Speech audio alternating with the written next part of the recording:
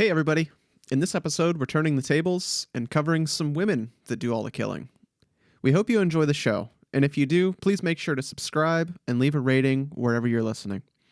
As always, you can say hi or drop us some feedback at chalkoutlinepodcast@gmail.com. Now on to the show. Cord is tangled in the arm of my chair. That could be fun. We're good. But since my tablet's low on battery, I'm going to go first. Wow. Because the whole time you're talking, I'm just going to be sitting here just being like, it's going to die on me. And then I'm going to forget everything. That's fine. I don't really care. It's dying. It's going to die. Oh my God. If you want to go first because you're an entitled male, go for it. Well, all the males get shit on this time. I guess that's the theme. Yeah. It's payback for all the other shit that you had to put up with in the other episodes. But then shouldn't I go first? No. It's fine. I don't care. I just look for reasons to insult men. Specifically, you. Oh, thanks. Mm-hmm, mm-hmm. So I have Katherine Knight. By the way, these are picked out by you. So, I mean, I didn't enjoy most of mine. The grand finale is great. I really don't even remember anything about yours other than I think it was a woman who killed her husband and or family killed her husband and tried to feed him to her family or something like that. Something in the gist of that. I'm like, that seems like something Cody likes. Yeah, exactly. Not me. You have it for the most part correct. But you'll find Why if I tell your story that I just told it? You'll find out. Exactly. I mean, it's pretty brutal. Okie dokie. Okay. So, super quick. She was born, Katherine Knight, by the way, is her name. I think I already said it, but we're just going to say it again. Katherine Knight is the subject here.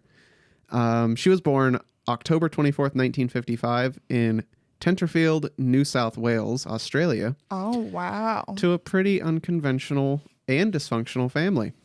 Parents' names Barbara and Jack lived in Aberdeen and had 4 sons before she came along. Barbara started off, happily married with Jack. Then she started screwing around with one of Jack's friends. Why not? Ken Knight.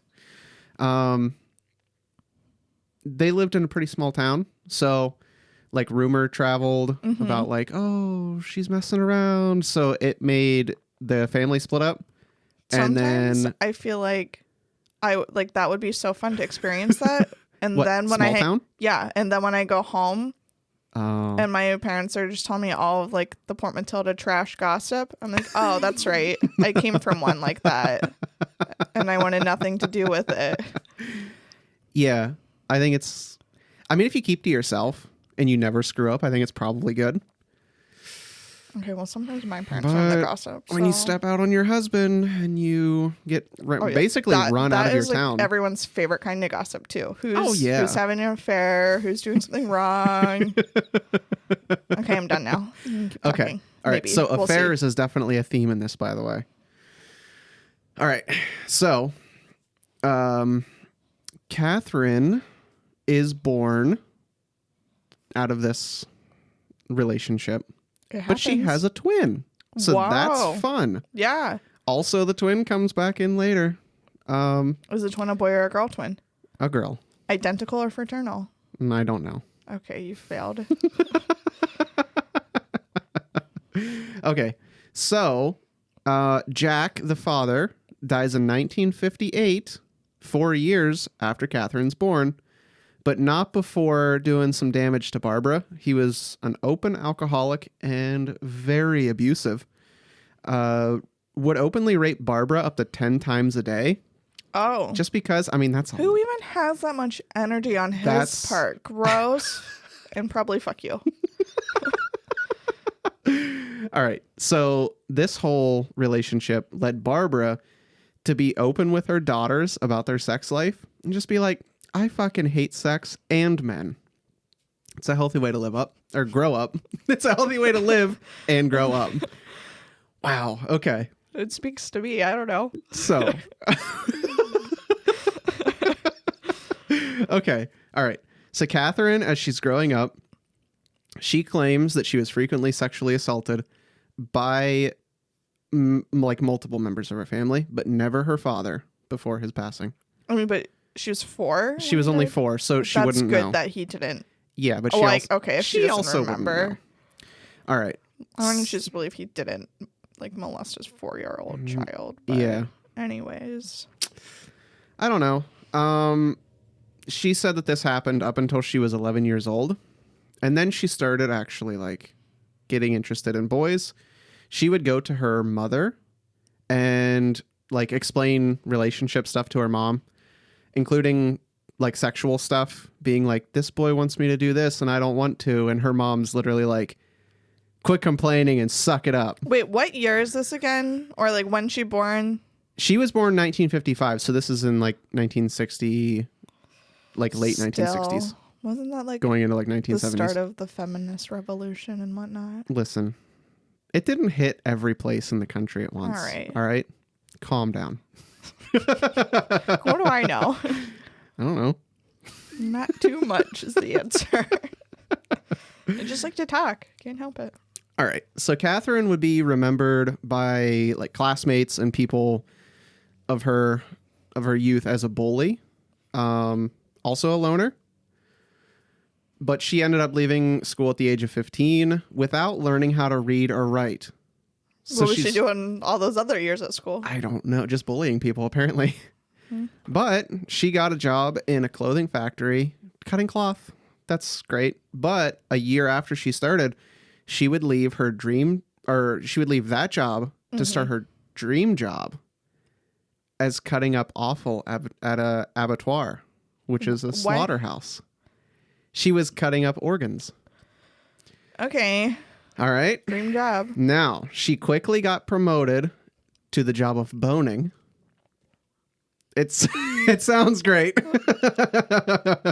And she was... Humor isn't coming out of my body sound-wise. I was smiling.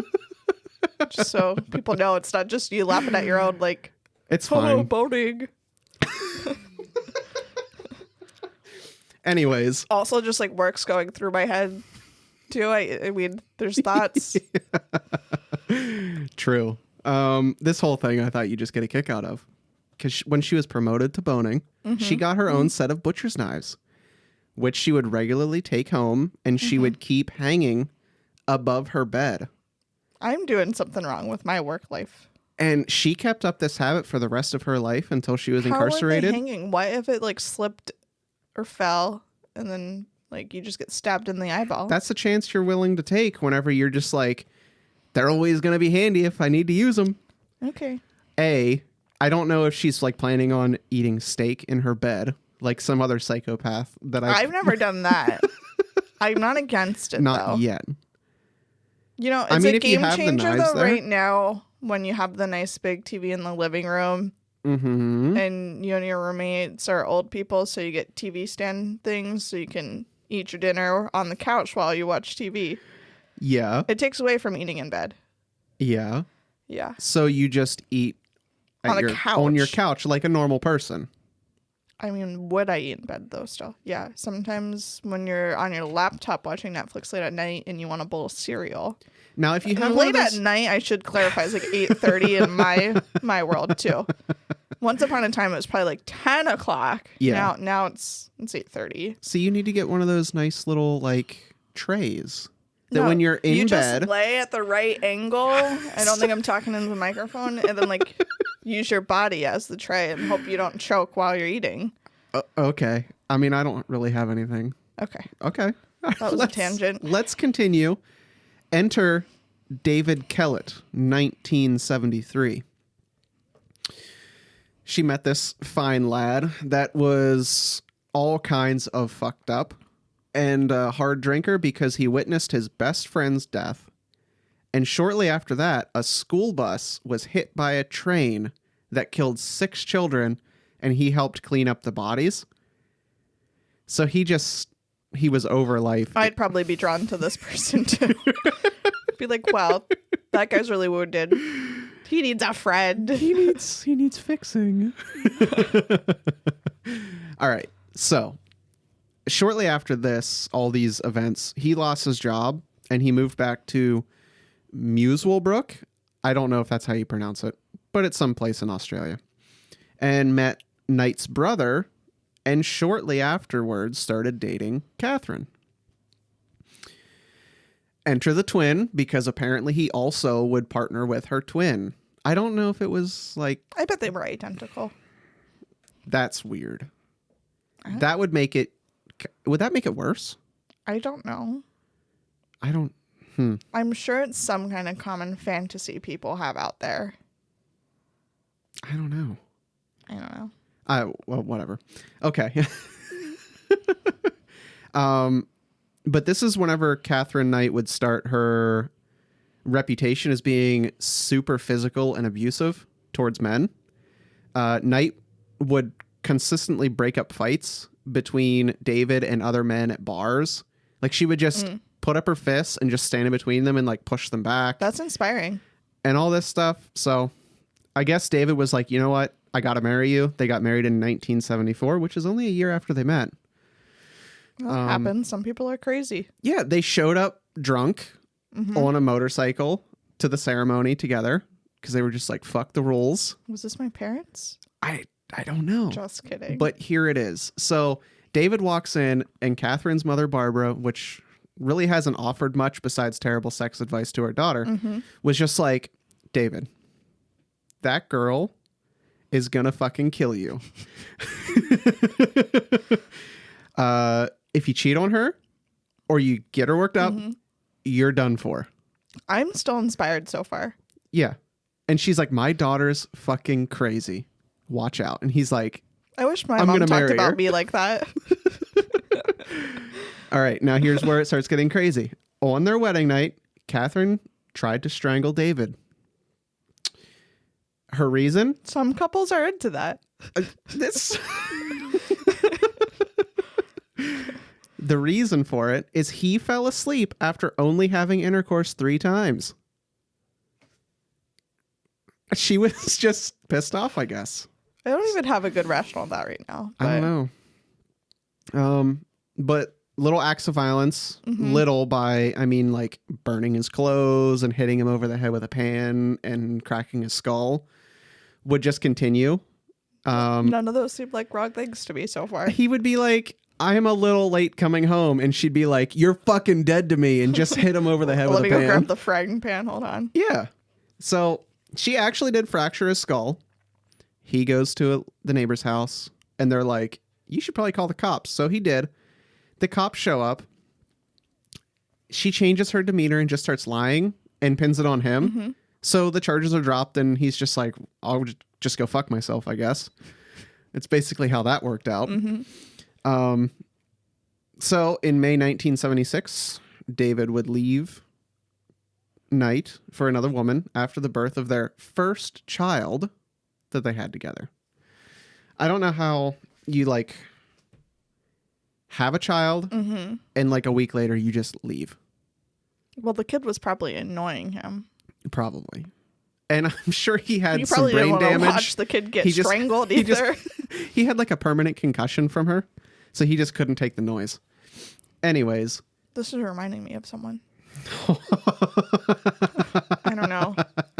It wasn't until you said permanent concussion.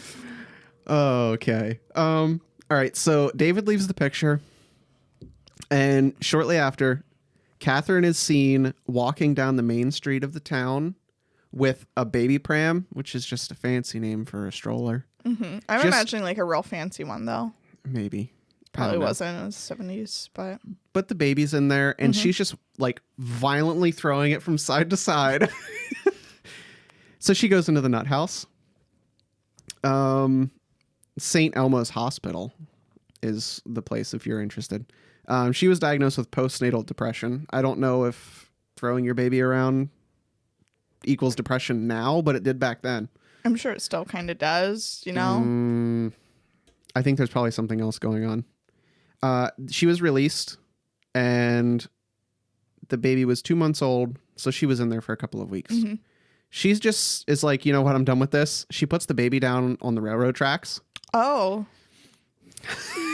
They're going to be like, she drops it off at the orphanage. No. No. Does the baby die? No. Oh, okay. Okay. No, but she puts the baby on the railroad, and then she walks away. She steals an axe and threatens to kill several people. Meanwhile, there's like a famous old homeless guy called Old Ted. I like him. He finds the baby and he's like, shit. Gets it off the tracks. Reportedly, it was like 2 minutes before the train's scheduled arrival time. Oh, of course. That's what they always say. The train was probably like miles away. He's a hero, and he's probably still homeless. Anyways, she gets arrested and is sent back to St. Elmo's, but just signs herself out the next day. I don't know how that works. What were they thinking back in the 70s? I don't know. I mean, mental illness wasn't even a thing then, right? It was just like... I mean, it was, but it's a situation where you'd think, oh, we better just lock this lady up for good. Yeah. She dropped a baby on the tracks, to get ran over. Right. So that was her second visit to the hospital. She would be admitted a third time to another one. This is Morrisett Psychiatric Hospital after slashing the face of a woman, forcing her to drive to Queensland to find David Kellett. Because all of a sudden now she's out for blood. They stop at a service station and this woman escapes the vehicle. The reason why they stopped was she wanted to kill the repairman that was there because she had found out that he had repaired David's car once. How dare he? He'd be on my list too. So, she calls the cops after she escapes. But before they arrive, she takes this little boy hostage.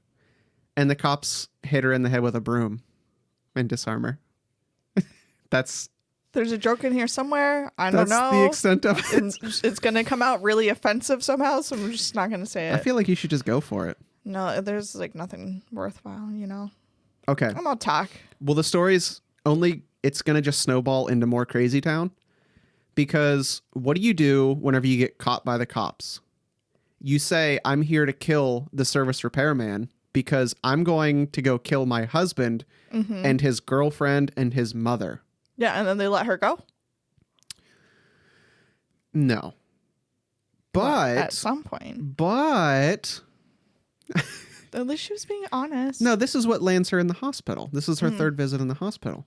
So, naturally, the police are like, hey... There's this woman named Katherine Knight. Do you know her? And he's like, yeah, unfortunately.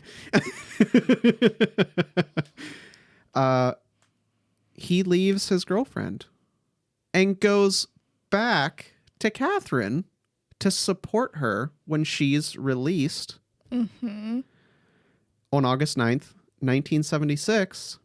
And they move in with his mother. Okay. 2 people that she wanted to kill. Okay. Now, where's the baby? Oh, the baby's still with her. She's not going to lose custody of that baby. Okay. It's the 1970s. I just didn't know how involved like child services were yet. Yeah. But okay. Good news. She's working at Imagine growing up and finding out that your mom just dropped you on the tracks to try and kill you. Yeah, right? All right. Anyways. Maybe the kid doesn't grow up. I don't know yet. The story's not over. Anyways, this story comes to a abrupt halt because she just gets another job at a meat place. Okay, that's her passion. She's back in her element. They have another kid, which is a daughter, on March 6, 1980. 4 years later, it's quiet. I guess she's not too abusive, but she just leaves him and goes back to live with her parents in Aberdeen. Then 2 more guys come into the picture pretty quickly. 1986, she met David Saunders, and they would have another daughter. Just popping out kids. Well, that's what they did. She actually hit him in the face with an iron and then stabbed him with scissors and threatened him that if she ever caught him having an affair, this would happen, and slit the throat of a baby dingo in front of him. That poor baby dingo. Isn't that just like a wild dog? Yeah, that's like an Australian wild dog. I don't like it considering she's had affairs. This is probably going to be rude sounding. I think I would rather the child die than the baby dingo. Just feel more passion for animals. That's fine. People are probably going to hate me now. That's fine. I don't care. So naturally, he gets afraid. He leaves home. He goes back to her. I don't know why these men keep going back. She must be charming. Something, because she's not pretty. Or they're just terrified. Maybe. So again, she does this reverse police thing. She actually went to the police and said that she was afraid of him, and he actually had an apprehended violence order issued against him. She starts seeing a former coworker named John Chillingworth in 1990. They had a son, and then she started having an affair with John Prince, which is... What is with her in these names? I don't know. Okay. So, just for the record, she has seen 2 Davids and 2 That's what Johns. I'm getting at. I don't understand. Maybe there just wasn't a big variety in names. Maybe everyone back in then Australia was back John then. or David. Yeah, I don't know. But this relationship was basically like John Prince was a guy that was well respected in the town. Everyone seemed to like him, and everyone's like, that bitch is crazy. Don't see her. And he's like, but my kids like her. So Kids like crazy crap. she moves in naturally, and he refuses to marry her because he's freshly out of a relationship. Not freshly, but like 2 years. He's a decent guy. He needs some time, Sure. But she's pissed off about this. So what she does is she takes a video camera and records all these items that he supposedly stole from his work, which he did. Sends it to his boss and gets him fired from a job that he's been at for 15 years. They go back and forth several times. He'll kick her out and leave her, and then they make up, and she comes back. Sounds healthy. Yeah. And this lands us in February of 2000. Oh, wow. So they're together for like 8 years. Okay. She moved in with him in 1995. So they've been living together off and on for 5 years. They're still not married. He still refuses to marry her. Some people just aren't into that. Yeah. After one of their breakups and kicking her out and her attacks, one of the attacks led to her stabbing him in the chest. So February 29th, this guy, he stops at the magistrate court on his way home from work and tries to get a restraining order because he was just afraid that she was going to kill him. He actually told coworkers, he's like, hey, if I don't show up to work tomorrow, she killed me, and call the cops. So essentially that's what happens.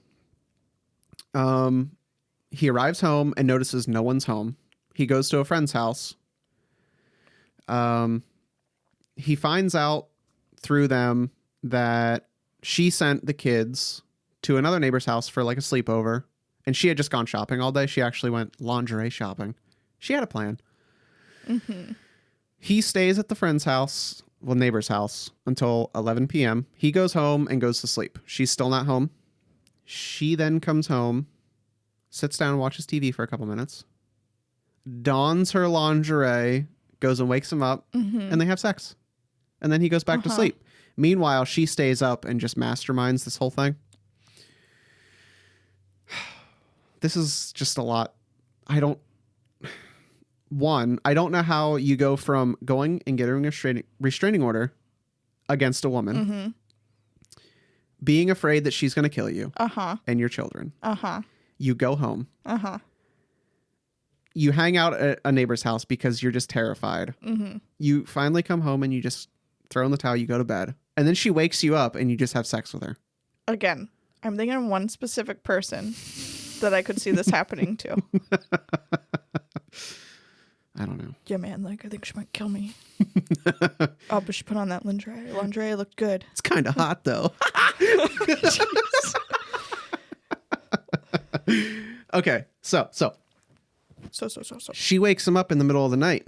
Now this whole scene is just what is speculated because she's never fully admitted to what exactly happened. So this is just all the speculation. She wakes him up at some point and stabs him. Okay. Likely multiple times, but not enough to just kill him outright. They somehow make it from the bedroom all the way through the house to the front door.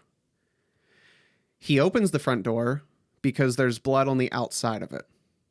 She ends up stabbing him enough times where she's able to overpower him and drag him back into the hallway. He dies. It's 6 a.m. He doesn't show up for work, and his car is still in the driveway. So the coworkers do as they were told, and they're like, fuck, he's dead. So they call the cops. They show up. They see the blood on the front door, and they break in at 8 a.m. and see him dead in the hallway. She is nearby, passed out because she took a shitload of pills. Naturally. Yeah. He's not only dead, but he's been skinned. His skin is hanging off of a meat hook in the doorway. It's just gross. It keeps going downhill. Okay. All right. She decapitated him, Well, put his head in a pot, and was making stew. No. She cooked parts of his body No. and served with vegetables No. on 2 prepared plates. No. Okay? No. She set the plates on the dining table with notes with his 2 children's names on. No. They found another 3rd fully prepared meal tossed out the back door into the backyard. Speculation is she tried to sit down and eat a meal herself, but couldn't go through with it. Or I don't know. Something like that happened. Kind of want to throw up. She took liberty to pose his body in a way after it was mutilated and took a photo of it. And then there was a note placed on top of this photo. I have it here. It's a little hard to read, though. It says, "Time got you back, Jonathan, for raping my daughter. You to Beck for Ross, for Little John. Now play with Little John's dick, John Price." Don't like that either. I don't know what that means. Well, remember, she didn't really learn how to read and write. That's true. So, I was going to say maybe that's all the drugs speaking. yeah, But it could be. She was also a little stupid. A little stupid and a little crazy.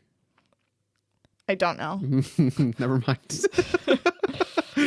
All those accusations on the note were found to be baseless because they were like, this guy seemed to be like a pretty good guy and you're fucking nuts. Right. But at the end of the day, he was stabbed at least 37 times that they could tell from the parts that were still intact. Now, when it comes to trial, I gave up because it was so fucking confusing and I'm too stupid to understand it. But basically, What was the sentence? she goes, You know? yeah, she's just ultimately sentenced to life in prison for first-degree murder. But I don't know. She was the first woman in Australian history to be sentenced to life in prison. Wow, congrats. Yeah, so she didn't accomplish, Maybe that was the her greatest goal. things in life, but she did accomplish something. But basically, she went through like these weird, like manic episodes where she rejected the guilty plea first of all, and then pled not guilty, Not sure who would and then believe pled that. guilty. And she went through a series of doctors being like, I don't know what's going on with her. Yeah, I'd be curious to know if she ever got diagnosed. So or what at the end of the doctors day, believe. At the end of the day, she was diagnosed with borderline personality disorder by 2 psychiatrists. And that was just I don't fully remember all that. them trying to understand why she was flip-flopping. She would go from one trial just like stone cold didn't like show any emotion till the next time, being like hysterical whenever they would bring up the crimes that she had committed. So ultimately, there's more to it. I don't know enough about legal jargon to really... Me neither. I don't really care. Yeah, to really Maybe grasp it. someone else does, It but- kind of lost me. But I mean, that's Katherine Knight. So I don't really enjoy everything leading up to the gruesome stuff. Just because she seemed like a shit person. I like the crazy. I just don't like the shit person aspect.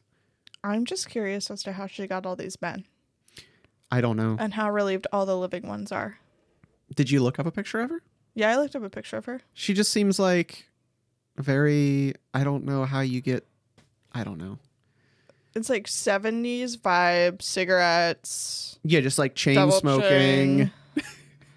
Just hanging out. She's got like her butcher's knives on her all the time. I think, met her into that. No? What do I know? I don't know. Okay, well, mine's not, like, as depressing. It's not That great. was depressing. I don't know. Probably. Tried to feed him to the kids. I thought that was the fun part. Okay. How do I say my person's last name? It's not even that hard, but I probably won't say it right. Rita Gluzman. Gluzman. Gluzman. Sure. Let's go for it. That's her name now. Okay. I'm going to call her Rita, though. That's the easy part. Rita Frida. I don't know why I said that. I just don't even know how to respond. Okay, so I don't have too much background on her early life, and a lot of what I do have is very confusing and hard to like decode, and the timeline's all over the place, and her traveling's all over the place, so could be in the wrong order. Who knows? Especially with me telling it. Okay. What I do know, she was Ukrainian born, which She's already crazy. I would think you might offend someone out there, but probably not. Now I'm probably offending someone, but how do I know? Good thing I don't read any comments or feedback from anyone about this. Okay. All right. All right. Sometime in 1948. That's as much as I know. Okay. Okay. She married a scientist, Yakov. I don't know. Sure. I'm sure that's a little too American sounding. Sorry, don't care. Let's see. So they became pretty like, I don't want to say like famous or anything. It's not famous, but successful, we could say, throughout the 70s. Early on. So they were then like in Soviet Union. She just wants to get out, go west. She's like, you got to let me and my husband go. Like, let us leave. I don't know how anything works in the Soviet Union. They, he was an important scientist, I think. Maybe not yet. He was probably still studying. Okay. So I'm sure they wanted him. I don't know. I'm sure they weren't like too thrilled for people leaving them. Don't know. Yeah, I don't think it was a free passage type situation. Right. But that's just a little background. Let's see. This I have a lot of information about. Hopefully I remember to come back later, but just fun fact, she's the first woman to be convicted in the U.S. under the Violence Against Women Act and received life imprisonment. Okay, we'll get back to that later. I just thought it was a fun fact. Okay. Okay, so. Okay, yeah. Wait, I'm jumping around a little bit. I'm going to go in order now, I think. You're a mess right now. I always am. It's been a while. And my notes, one of these days I'll type them up in a logical order. Okay. Probably not. Okay, so they get married in 1969. They have a son together, Elon. I'm probably also saying that wrong. Okay. I think he was born in 1971. I couldn't find an exact date either, but she went to trial in 1997 and it said he was 26 then. So Okay. that's as much as I have about him, really, until a little bit at the trial. Okay, so in 1971, that was when she really started pressuring like their government to let them. They wanted to go to Israel, and I think that's where her family was. I don't know. Don't know how they got there without her. Again, I don't know. It's really confusing. She waited a total of 15 years for her husband to be able to leave. Mm-hmm. She ends up being able to leave earlier. And it's just like, bye. Oh. Rough. and it worked for them. Maybe they should have stayed like that because maybe he wouldn't have died. Oh. Because he dies. Spoiler alert. Oh. All I know is that the Soviet Union was refusing to grant her husband any kind of permit to leave, but they said she could leave. And they decided it was best that she did since she was pregnant. So she goes to Israel. I believe she stays with her family, has the baby. He keeps being told, no, you can't go. At some point, she goes to the United States. I don't have a date. I might later on. It was really hard to know what country they were in at different parts of the story. Okay. So did they land somewhere eventually where like a lot of stuff takes place? Ends in the United States. Okay. So he eventually gets to the United States, and he eventually gets to Israel too. Okay. So she went. They're back to and forth Israel. a bit, or at least she's back and forth a bit. Okay. At first, I'm not really sure why she goes to the U.S. I just think it's... Why not? Well, there's the thing McDonald's. To do. Okay. Wow. She liked a rich lifestyle. I'm not sure she was into McDonald's. Are you insulting McDonald's and everyone that eats at McDonald's? I'm just saying I think she liked fancy stuff. And McDonald's, I don't associate with fancy stuff. Okay. I'd rather eat McDonald's than fancy stuff, but... Anyways, okay. Let's just get through my confusing part. Uh-huh. So once she's in the U.S., she's just like fighting for her cause. She's going to the U.S. government. She's like, get my husband out of the Soviet Union. Well, she's a fighter. Yeah. I don't know. Nothing was happening. So she's like, I'm going to go on an 18-day long hunger strike to get interest in this. I don't know. Apparently it worked. Who's paying attention to that? I don't know. People were. Okay. I don't know. That was as much as I have about the hunger strike. So she starts meeting with people from the United Nations as well. She's just really like, she's getting these petitions going. I don't know how to say this guy's name, but there's a Russian ambassador that she gets involved. She gets the older Bush president involved. I didn't write his first name. I thought they're the same name. It's George. It's George Bush. That's probably why I didn't write it. They're the same name. But the first one. Okay. Because that's, I think, who was president at the time. Again, timelines are really confusing. Maybe he wasn't even the president yet. I don't know. Really struggling with this one. Nothing made sense, and I was on like a million different articles, and they don't have a clear timeline. Okay. I don't know. So she's talking to all these people. She's talking to the Canadian Prime Minister. She just will not stop. How's she getting all these contacts? I don't know. She's just getting shit done. Yeah. It's impressive, actually. Because she wanted her man with her. Wow. That's love. Until she kills him. And if you love someone too much, you're going to kill him. I don't know. Okay, so by October 1971, this is where I have a little bit of a timeline. So all that stuff I think was leading up to this. She's now in Atlanta, Georgia. She meets with the American Jewish Welfare Federation Leadership Forum. Don't know. Whoa. I'm not even sure she knew where she was going with this. She probably did. I probably just don't understand.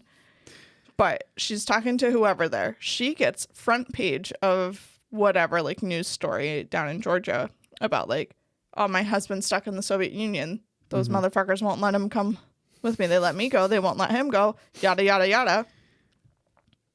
And it worked. Wow. Whatever she did with this American Jewish Welfare Federation Leadership Forum in Georgia, they helped. So he gets granted to leave. By November 25th, 1971, they are reunited in Austria. I think they just met there. Okay. Because then they moved back to Israel and they were living with her parents. Interesting. They're both working on degrees there.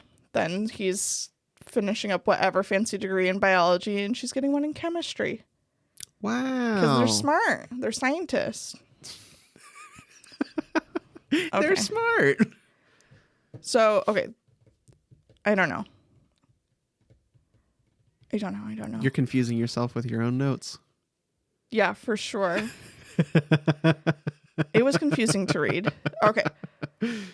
Now, fast forward to 1996. Wait, when are we Where were we at before? 1971.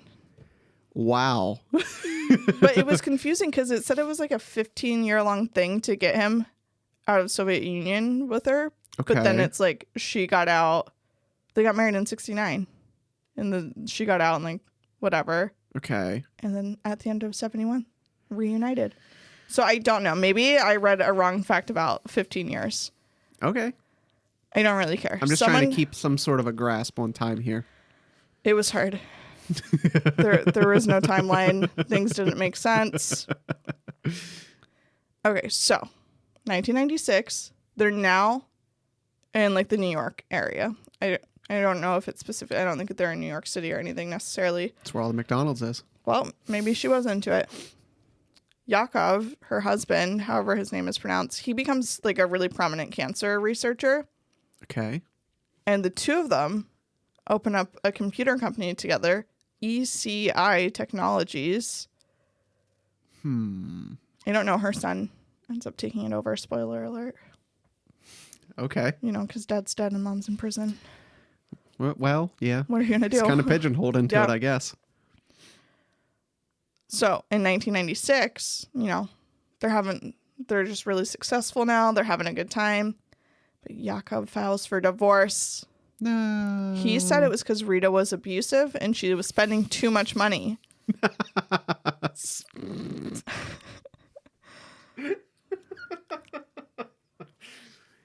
Okay. He was also having an affair. And Rita found out. Oh no. This is how it ends. The affair. Kind of. Okay. I mean, maybe it could have gone over better if he didn't have an affair. Maybe she would have held the crazy in. Okay. So the FBI, I don't know. This is just what I read. The FBI said that Rita, I don't know. The woman was in Israel too. That's the confusing part. I'm sure they had money to just fly back and forth all the time. And that's probably why I'm confused. Maybe. But if you have that much money just to take flights everywhere, why would your husband be like, she's spending too much money? Maybe it was on the flights. Who knows? I don't know. So Rita flies to Israel. She takes pictures of Jakob with this other woman. And she's like, I want to blackmail him now. Whoa. Because that's what you do. You find out your husband that you helped him get out of the Soviet Union just for him to cheat on you. You're going to blackmail him. That fucker. Yep. You're enjoying this way too much. Yeah, this is like my favorite theme is when men betray women and they stab and they kill them. Okay.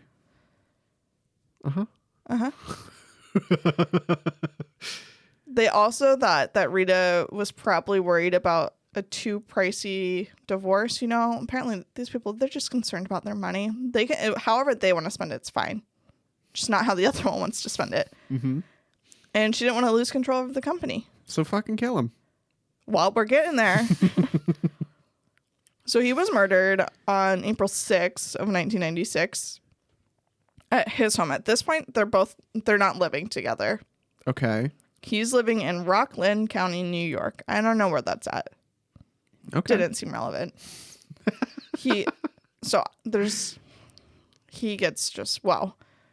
stabbed. He was struck with an axe. His body was then chopped into pieces and like cut up with a hacksaw. And I read it was over 65 pieces. Maybe they just stopped counting at the 65th. Wow. I don't know. So Rita's cousin was helping her out. Vladimir Zelinin. I don't know how to say his last name, but Vladimir. So he gets charged with conspiracy to commit murder because the police, they find him just like carrying like these 10 huge garbage bags with the body parts in them because he's about to like throw them into a river. Okay. But he gets caught before he throws them into the river. Okay. I don't know. I don't know what time of day it was, if he didn't check his surrounding to see that there's cops nearby or what. He was also covered in Jakob's blood. Why would you bother changing clothes or cleaning up or anything? I don't know. Right? It wasn't thought out well on his part, at least. Then Rita goes missing. Ooh. She's at least a little smarter than Vladimir. Mm-hmm. But only for 6 days. Because then she gets found. Okay.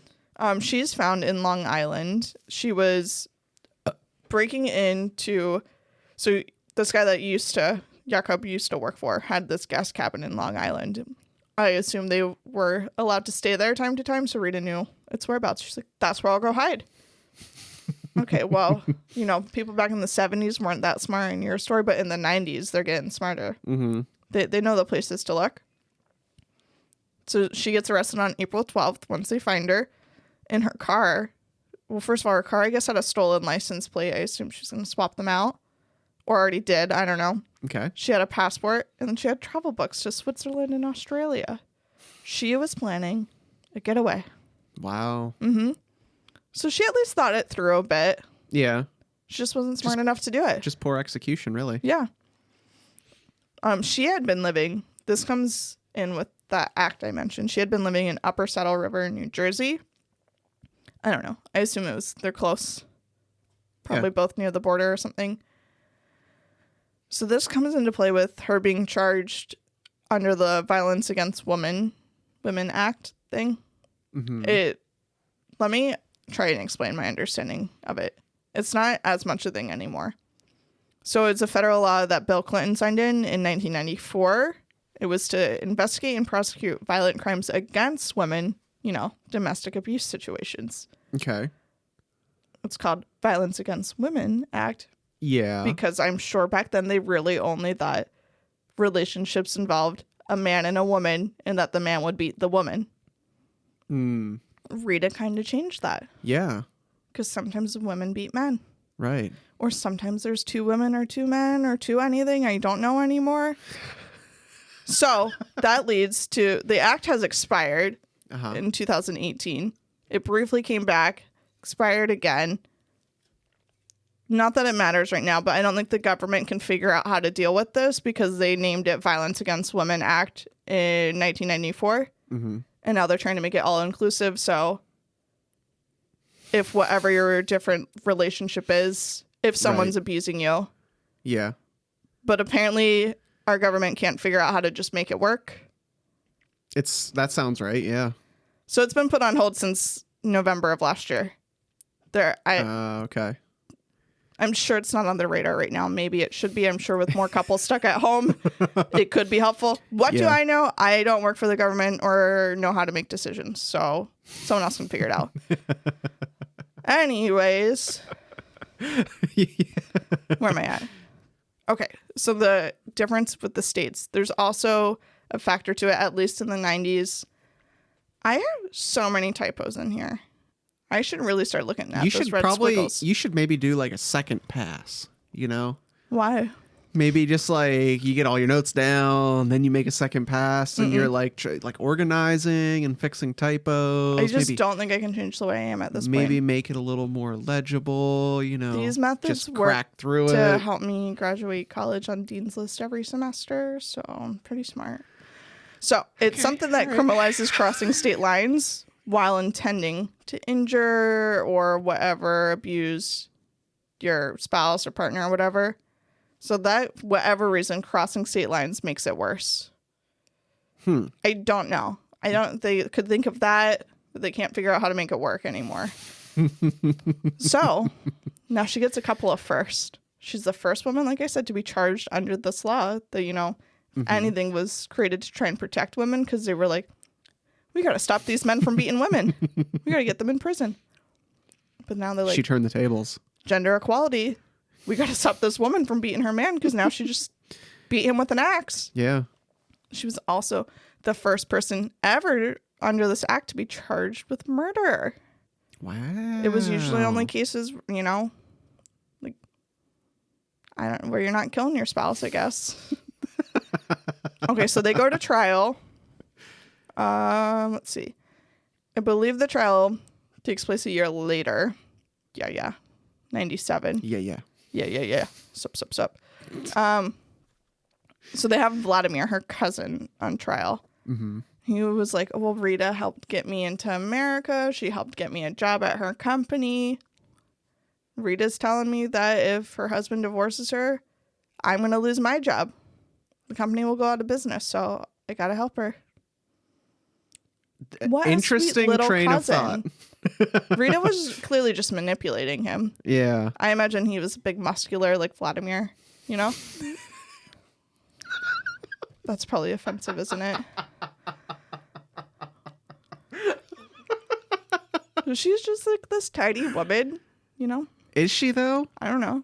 She looks like You're the one picture I looked at You're her. trying to paint. You're still trying to paint her as like this innocent woman, even though she just murdered. She claims she's fuck. not guilty and that it was all Vladimir. Didn't she get sentenced that way? Did people believe her?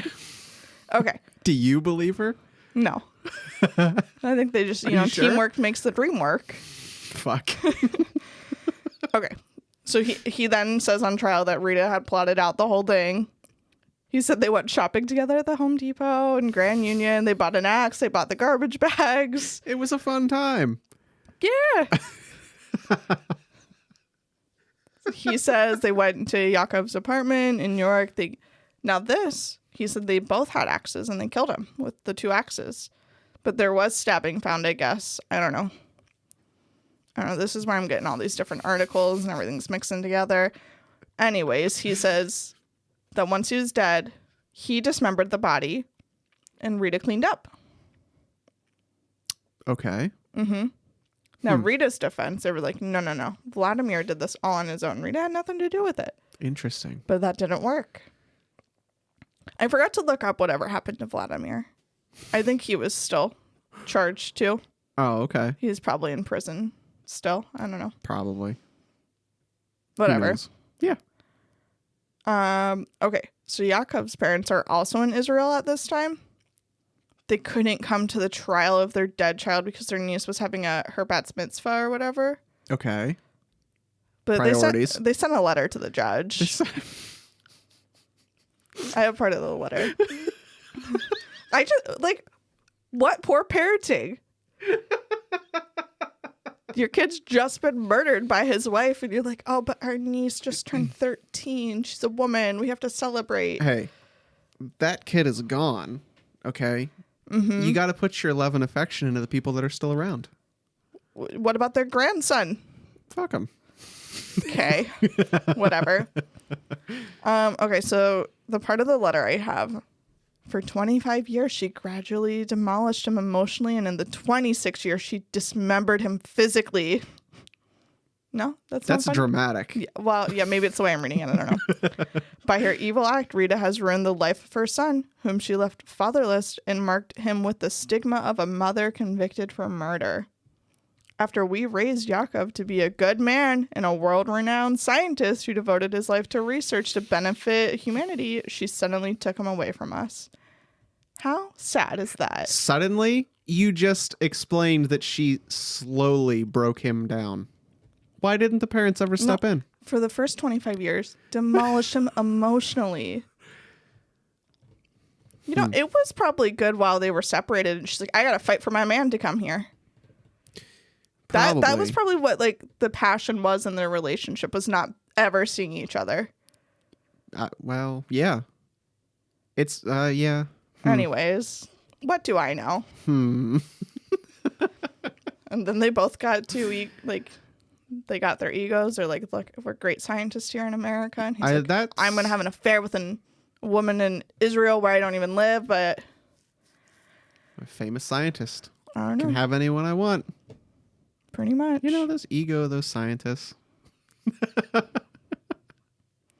So by April 30th, 1997, she is sentenced to life in prison, convicted on a federal charge of interstate domestic violence resulting in death. She tried to appeal her sentence. She said it was unconstitutional of them. The appeal was denied. Sucks. No one's on her side. So her son, Elon, and then her sister, Mariana, they took over the business. Okay. Don't know anything about it today. Didn't look it up. Didn't care. That's a weird stigma to have to a business, though. You would think it would hurt them. Probably. But what do I know? Maybe they took it over for a little bit. Maybe they sold it. Yeah. Who knows? I'm sure it's out there somewhere. I wonder if it's still around or if it's rebranded. Whoa. Can I find it in 1 second? Probably not. Probably not. What was it called again? ECI Technology, which when you search that, a link does come up. Oh. Quality chemical process control, blah, blah, blah. I don't know. Like, this could be it. I don't know. Didn't you say it was a computer company? Yeah. That's a bit of a stretch. But she was a chemistry major. That's true. But why would you follow in the mom's footsteps? That just because seems rude. She's still alive. Yeah, but following your fuck her. dad's footsteps, you'll probably marry a crazy woman that kills you. There's still a part of you that's like on her side. Us women gotta stick together. The company's located, what this is saying, somewhere in New Jersey. It sounds like it's his business. Interesting. There's a review. It says, "Good place. We are family." The next Plu. That's what word is that? My brain's broke again. I don't know. The next review says they had a horrible experience with this company. I don't know. I should shut up. Maybe this company has nothing to do with them. No, this is fun. This is good. Anyway, she's featured on an episode of Snapped, and then an episode called "This Can't Be Right." I wrote "dead women," but I'm sure it's like "deadly women." That's what I get for caring about media. So consider that second pass. No. Okay. Maybe In it was dead conclusion, women. the timeline of this is not my fault. I Okay. blame Murderpedia and Wikipedia, but thank you for the information. Can't throw your sources under the bus like that. Sure, you can. That's all I really got. She's in prison, you know? Okay. I like my story just because it went super crazy. Yours was crazy. Your story was just confusing as fuck. It was. She loved him so much that he had to cheat on her and she had to kill him. You can't blame her. It's a tale as old as time.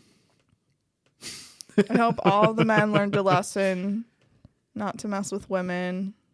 We'll kill you. Hope the government doesn't arrest me today. This is... I'm all talk. This is... This is an interesting vibe right now.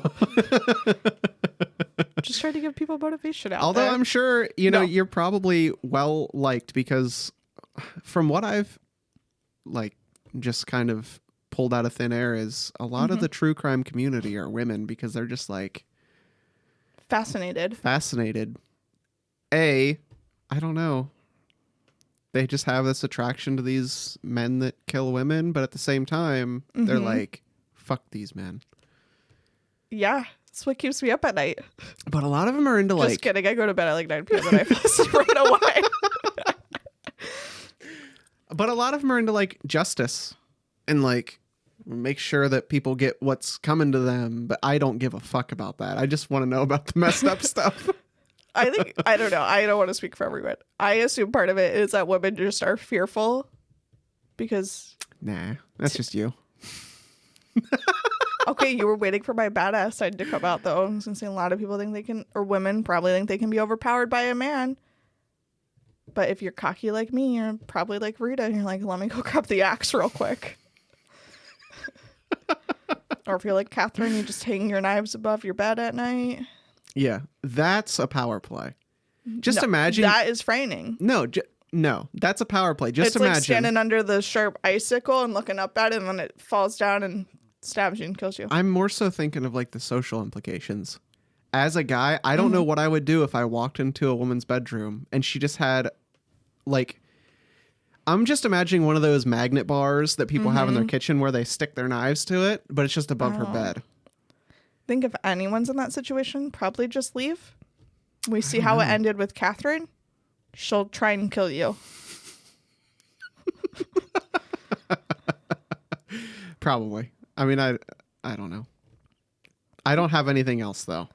I don't have anything that important. I'm doing that thing where I make boxes on my laptop. Oh, okay. I'm We listening though. should probably wrap it up then. So, goodbye. Bye. Good timing on that. Wow. I was just trying to overpower you and be louder.